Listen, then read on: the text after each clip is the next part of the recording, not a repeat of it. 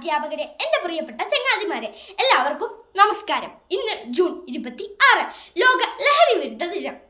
1987 മുതൽ ഐക്യരാഷ്ട്രസഭ ആദ്യമായി ലഹരി വിരുദ്ധ ദിനം ആചരിച്ചു വരുന്നു. മദ്യം, മയക്കുമരുന്ന്, പുകയില, മറ്റു ലഹരി വസ്തുക്കളുടെ കെണിയിൽ മുതിർന്നവർ മാത്രമല്ല കുട്ടികളും അകപ്പെടുന്നു. ലഹരി ഉപയോഗം നമുക്കും നമ്മുടെ കുടുംബത്തിനും സമൂഹത്തിനും മാത്രമല്ല നമ്മുടെ ആരോഗ്യത്തിനെ നശിപ്പിക്കുന്ന രോഗങ്ങൾക്കും കാരണമായി തീരുന്നു. കുട്ടികളുടെ പഠനത്തെ അത് ദോഷകരമായി ബാധിക്കുകയും ചെയ്യുന്നു. അതുകൊണ്ട് കൂട്ടുകാരെ, നമ്മൾ ഒരിക്കലും ലഹരിയുടെ കെണിയിൽ അകപ്പെടരുത്. ഞാൻ തെറ്റു ചെയ്യുകയില്ല എന്നത് തന്നെയാണ് ഏറ്റവും വലിയ ശപഥം എന്ന ഗാന്ധിജിയുടെ വാക്കുകൾ നമുക്ക് ഓർക്കാം. മോശം കൂട്ടുകെട്ടിൽ നിന്ന് ഒഴിവാക്കാം.